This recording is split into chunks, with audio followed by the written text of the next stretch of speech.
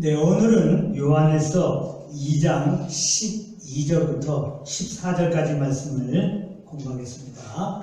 우리 한 목소리 한번 같이 읽겠습니다. 시작. 자녀들아, 내가 너희에게 쓰는 것은 너희 죄가 그의 이름으로 말미암아 사함을 얻음이요. 아비들아, 내가 너희에게 쓰는 것은 너희가 태초부터 계신 이를 알미요. 청년들아, 내가 너희에게 쓰는 것은 너희가 악한 자를 이겼음이니라. 아이들아, 내가 너희에게 쓴 것은 너희가 아버지를 알았으며, 아비들아, 내가 너희에게 쓴 것은 너희가 태초부터 계신 이를 알았으며, 청년들아, 내가 너희에게 쓴 것은 너희가 강하고 하나님의 말씀이 너희 속에 거하시고 너희가 흉악한 자를 이겼음이니라. 아멘. 이 말씀인데요, 우리가 지난 시간에도 이 본문을 가지고 공부했습니다. 오늘도 이 본문으로 말씀을 살펴볼 것이고요. 다음 주에도 이 본문을 가지고 공부하겠습니다. 지난 시간에 이어서 같은 본문을 가지고 우리가 공부하겠는데요. 지난 시간에 공부했지만 12절에 보게 되면 믿는 자들은 예수님의 이름으로 말미암아 죄사함을 이미 얻은 자들이다. 이 부분에 대해서 공부했습니다. 그러므로 우리는 이제 하나님과 맡긴 담이 허물어졌고 하나님과 온전한 사귐 가운데 있게 된 것입니다.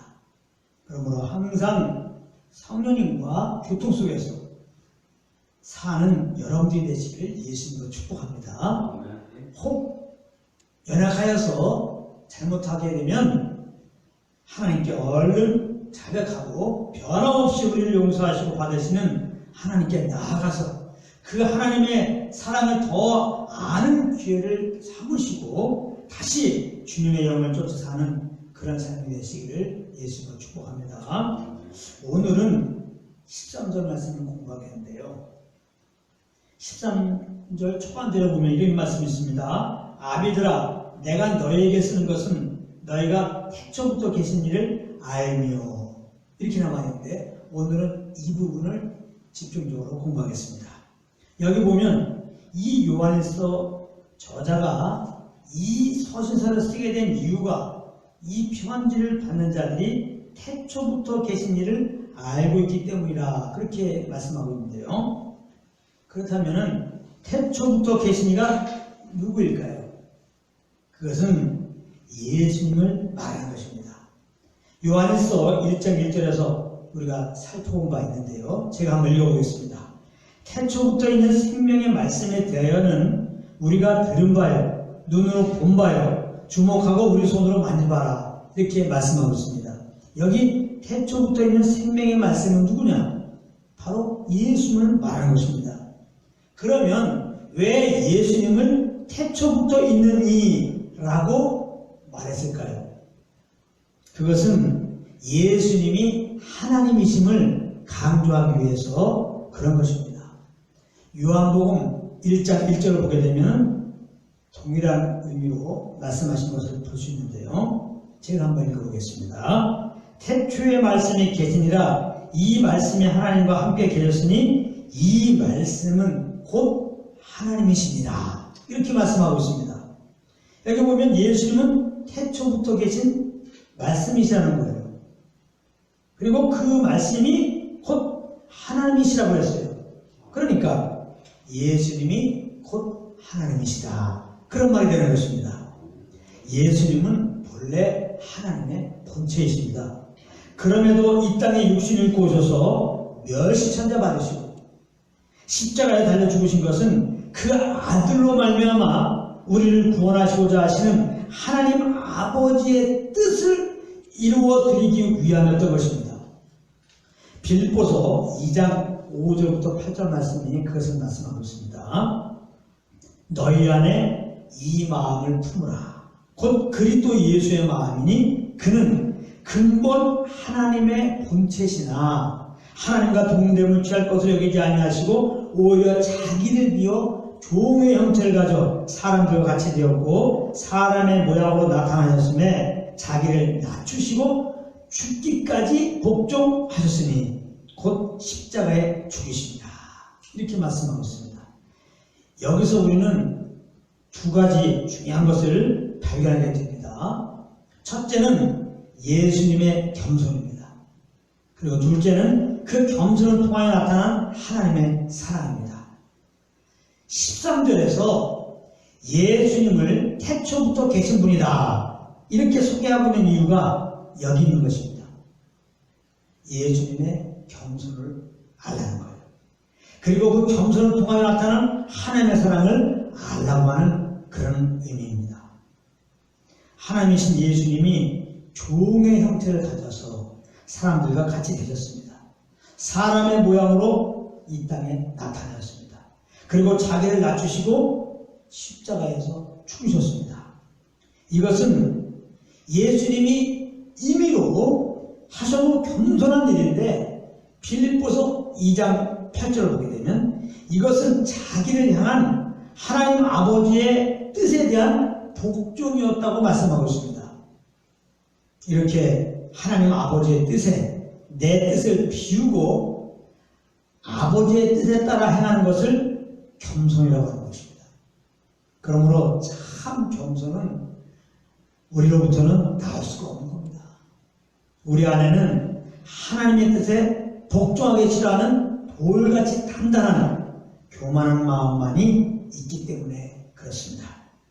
그래서 내가 겸손해지려고 하는 일체의 노력은 다 헛된 것입니다. 종교적인 행위에 불과한 겁니다. 그런 행위를 멈춰야 됩니다. 겸손해지려고 하는 것, 거룩해지려고 하는 것 다 내려놓으라 이 말입니다. 대신 이 태초부터 계신 분이 하나님 아버지의 뜻에 복종하시는 그 겸손의 행위를 바라보아야 합니다. 이것을 생각해야 돼요. 그래서 성령의 조명으로 우리가 이 사실을 알게 될 때 비로소 우리는 나를 부인하게 되고 예수님께 복종하는 즉 성령을 쫓아 행하는 자로 갈 수 있게 되는 것입니다. 이렇게 나를 부인하고 성령을 쫓아 행하는 자들을 영적인 수준으로 볼 때 아비들 수준이다 이렇게 말하는 것입니다. 그러므로 아비의 신앙이라고 하는 것은 예수님처럼 아무 것이나 스스로 하지 않고 성령의 인도하심을 따라하고 내 원대로 하려 하지 않고 주님이 주시는 소원함을 따라 하는 것입니다. 요한복음 5장 30절입니다. 예수님이 이렇게 사셨어요. 예수님이 친히 하신 말씀입니다.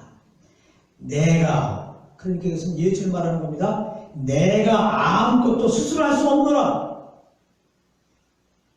듣는 대로 심판하노니 나는 나의 원대로 하려 하지 않고 나는 예수님입니다. 나는 나의 원대로 하려 하지 않고 나를 보내신 이의 원대로 하라는 거로 내 심판은 의로웁니다.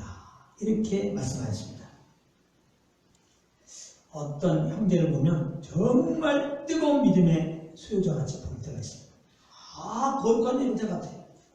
그리고 그가 주님을 위해 일할 때 보면 정말 충성이라는 단어가 그냥 떠오를 정도로 열심히 보기에 그렇게 주님을 섬기는 자들이 있습니다. 그런데 그들의 삶을 보면 그런 자기 행위를 자랑합니다. 그리고 자기만큼 못하는 자들을 항상 판단하고 정죄합니다. 이런 경우가 있다고 합시다.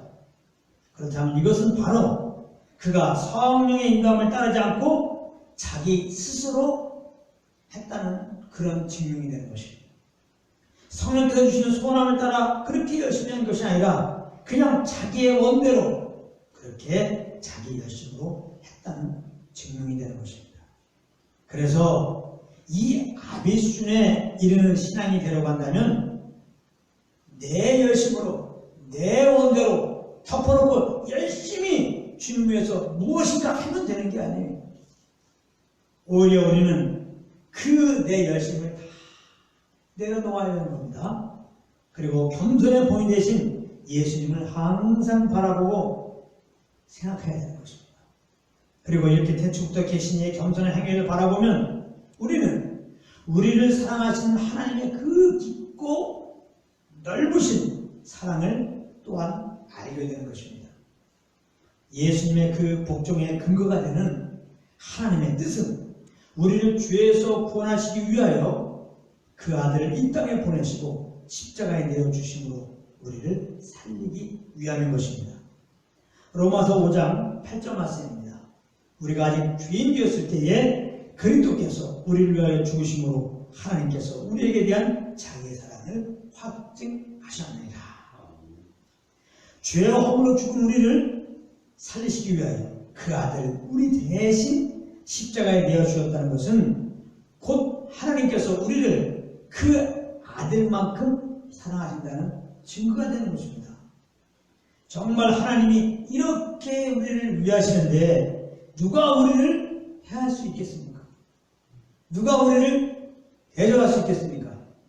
로마서 8장 31절입니다. 만일 하나님이 우리를 위하시면 누가 우리를 대적하리요?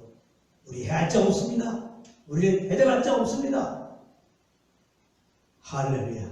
그러므로 그 아들을 통하여 나타난 하나님의 사랑을 우리가 아는 것이 이렇게 중요한 겁니다. 염려의심 사라집니다. 두려움, 무서움 사라집니다. 마음의 중심, 평강, 그 안식이 가득하게 되는 것입니다. 모든 문제는 그 아들까지 여신 이 하나님의 사랑, 하나님이 이처럼 사랑하는 것을 지금 모르기 때문에 하나님의 은혜로 구원받아도 여전히 염려하고 있고 여전히 근심하고 있고 여전히 무서워하고 있고 여전히 두려움 가운데 있는 것입니다. 오늘 말씀을 듣는 가운데 하나님 나를 정말 사랑하시는구나 이 깨달음이 여러분들 가운데 있기를 축복합니다. 그런데 그 아들 통하여 우리를 구원하시고자 하신 이 하나님의 계획은 아담이 범죄한 이후에 급하게 생각해내서 나온 것이 아니라는 것입니다. 이것은 창세전부터 이미 가지고 계셨던 계획이라는 것입니다. 즉 태초부터 하나님은 태초부터 계신 이를 통하여 우리를 거룩하고 흠이 없는 그 아들의 형상에 이르게 하기 위하여 택하셨다는 말입니다.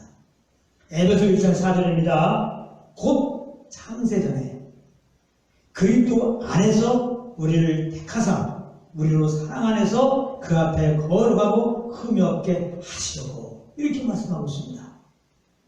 창세전에 그리스도 안에서 우리를 택하셨다는 겁니다. 이거 얼마나 깊고 넓으신 우리를 향한 하나님의 사랑입니까? 첫사람의 범죄 이후에 그때서야 아들을 통하여 살려야 되겠다 하시고 살려주셨어도 우리 입장에서는 그저 감사한 겁니다. 정말 하나님은 사랑이라고 고백할 수밖에 없는 겁니다.